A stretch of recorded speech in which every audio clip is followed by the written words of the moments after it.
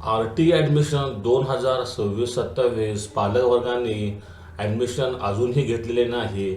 R-T lottery प्रक्रिया admission 10/4/2026 ते 20/4/2026 पासून सुरू झाले आहे.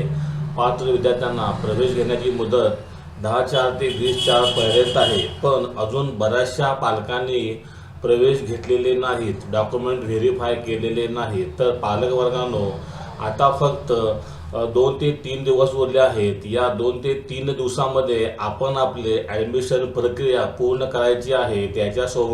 त्याच्यासोबतच आपण आपले डॉक्युमेंट व्हेरिफिकेशन सर्व करून घ्यायचे आहे आणि डॉक्युमेंट व्हेरिफिकेशन केल्यानंतर आपली ॲडमिशन प्रोसेस पूर्ण करायची आहे. कारण जर आपण या पुढील 2 ते 3 दिवसामध्ये आपला प्रवेश पूर्ण केला नाही तर आपल्याला लागलेला आर-टी लॉटरीचा नंबर हा रद्द होऊ शकतो.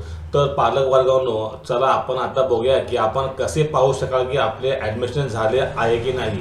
याच्यासाठी आपण आर-टी पोर्टलवरती यायचे आहे. आर-टी पोर्टलवरती आल्यानंतर इथे ॲप्लिकेशन वाईज डिटेल अर्जाची स्थिती इथे क्लिक करायचं आहे. इथे क्लिक केल्यानंतर इथे आपला ॲप्लिकेशन नंबर टाकायचा आहे. ॲप्लिकेशन नंबर टाकल्यानंतर गो म्हणायचे आहे.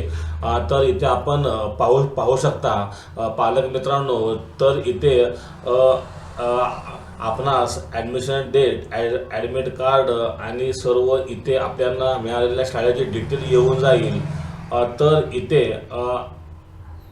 आपणास सिलेक्शन वेटिंग टाईपमध्ये रेग्युलर सिलेक्शन असं दिसत आहे. तर इथे आपणास ॲडमिटेड येणे गरजेचे आहे.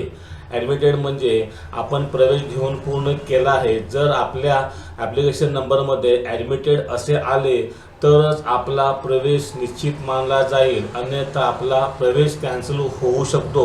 तरी पालक वर्गाने या गोष्टीकडे लक्ष द्यायचे आहे आणि ज्या पालकांनी अजूनही नंबर लागून सुद्धा प्रवेश घेतलेला नाही त्यांनी या 2 ते 3 दिवसामध्ये आपल्या पाल्याचा प्रवेश पूर्ण करायचा आहे आणि ॲडमिशन घ्यायचे आहे.